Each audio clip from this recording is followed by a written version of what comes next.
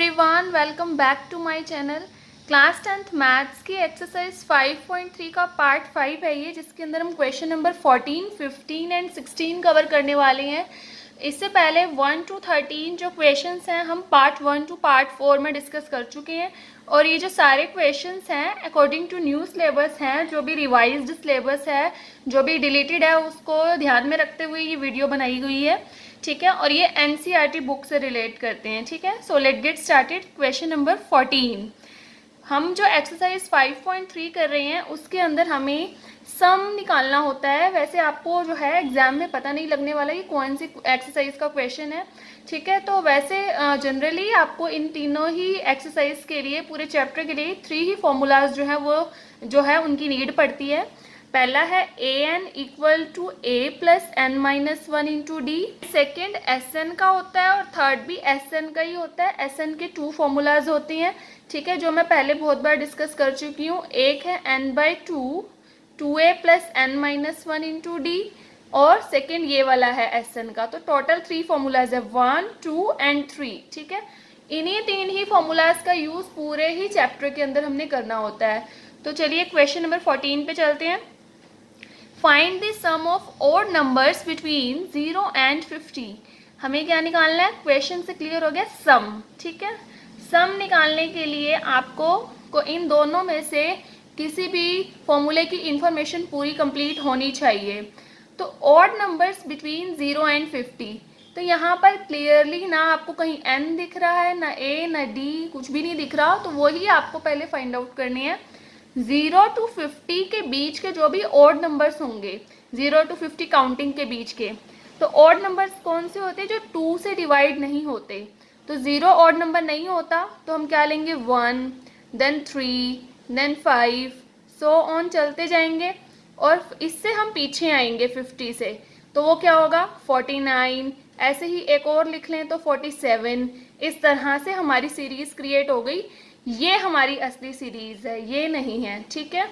तो यहाँ से हमने क्या फाइंड आउट कर लिया, a1 that is 1, a2 that is 3, a1, a2, a3, और लास्ट में कौन होता है, an।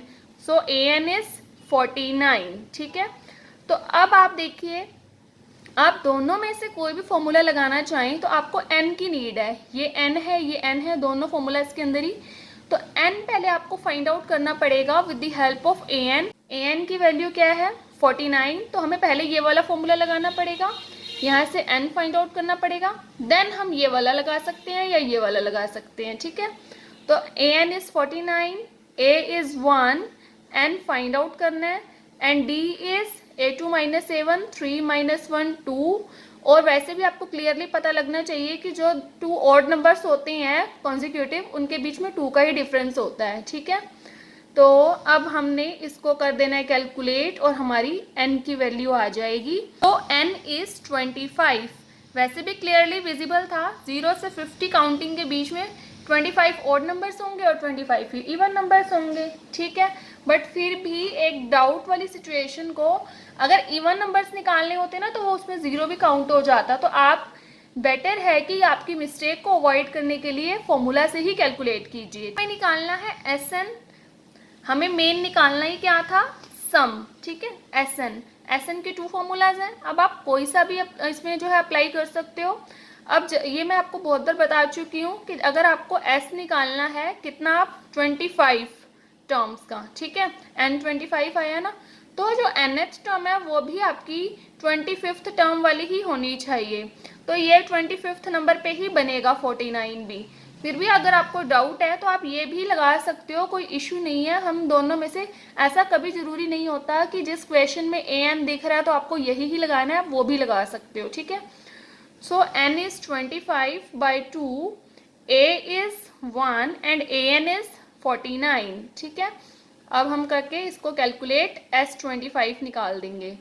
So 25 25 625।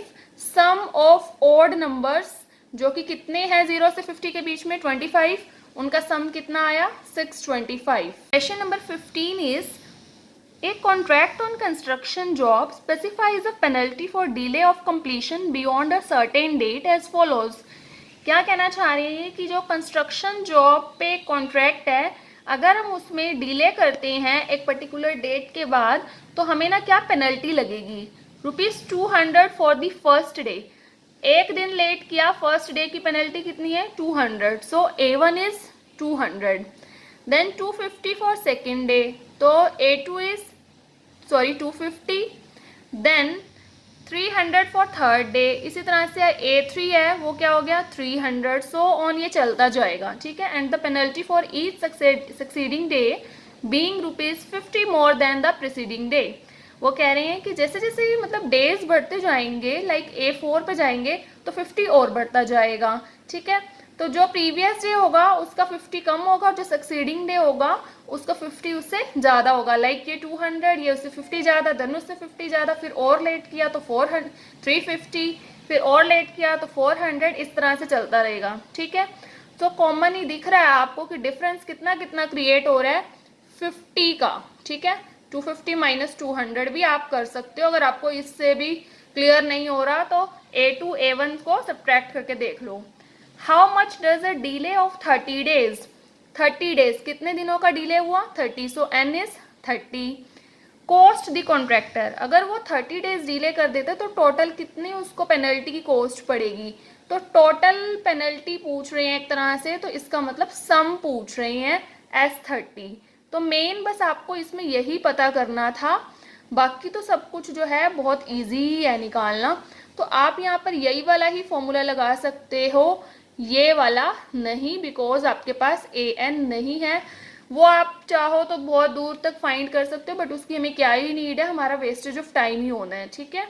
So N is 30/2, 2A 200 plus N again is 30 and D is 50। तो S30 टोटल पेनल्टी कॉन्ट्रैक्टर को कितनी पड़ेगी, नंबर 16 है और इस वीडियो का ये लास्ट क्वेश्चन है। जो रिमेनिंग क्वेश्चंस हैं वो फर्दर जो है पार्ट्स में डिस्कस करेंगे, ठीक है। A sum of ₹700 is to be use to give 7 cash prize. यहाँ से आपको क्लियर हो जाना चाहिए कि ये क्या है, सम मीन्स SN, ठीक है। ये सम है, 700 रुपीज़ हैं जिसका यूज़ कर रहे हैं 7 प्राइज देने के लिए, ठीक है, स्टूडेंट्स को for their overall academic performance.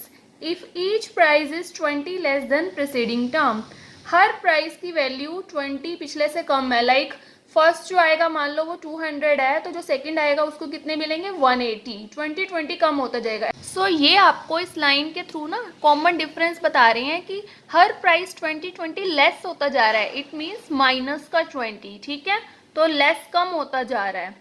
तो SN का फॉर्मूला हमारे पास सम है, N है, D है, तो हमें क्या निकालना है, value of each prize means A1 से A7 तक निकालनी है, ठीक है। तो ये है 700, N is 7, then A find out करना है, 7 - 1 6, D इज -20, ठीक है। तो 700 × 2/7, यहाँ से हम निकाल देंगे A की वैल्यू, ठीक है। तो A की वैल्यू हम कैलकुलेट कर देते हैं और वो आ जाएगी यहाँ से 320/2 that is 160। A means A1, जो फर्स्ट आएगा उसको कितने रुपीज़ मिलेंगे 160। देन A2 वो क्या होता है A plus D, it means 160 plus -20 that is 140। अब आप डायरेक्ट भी वैसे कर सकते हो, नहीं तो फॉर्मूले में भी पुट करके कर सकते हो। A3 A plus 2D 160 plus 2 into -20, it means 160 minus 40, ठीक है, that is 120।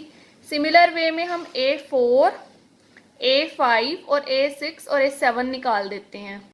मैंने A4, A5, A6, A7 सब निकाल दिए। वैसे ही ये चीज़ क्लियरली भी विजिबल थी कि फर्स्ट प्राइस 160 है तो सेकंड उससे 20 कम, थर्ड उससे 20 कम, फिर फोर्थ उससे भी 20 कम, फिर फिफ्थ 100 में से 20 लेस करो, इसी तरह से करते जाओ। पर आपको वैसे फॉर्मूले में पुट करके अपना पूरा क्राइटेरिया फॉलो करना चाहिए, ठीक है। तो ये आ गए 7 प्राइज, जो 700 रुपीज़ 7 स्टूडेंट्स में बांटे हैं, उन्होंने डिस्ट्रीब्यूट किए हैं, ठीक है। तो ये हमारा क्वेश्चन नंबर 16, 14, 15 एंड 16 कंप्लीट हो गया and that's it for this video. Remaining question से हम फर्दर पार्ट में डिस्कस करेंगे। और अगर आप इस चैनल पर न्यू हैं तो please like, share, comment and subscribe the channel.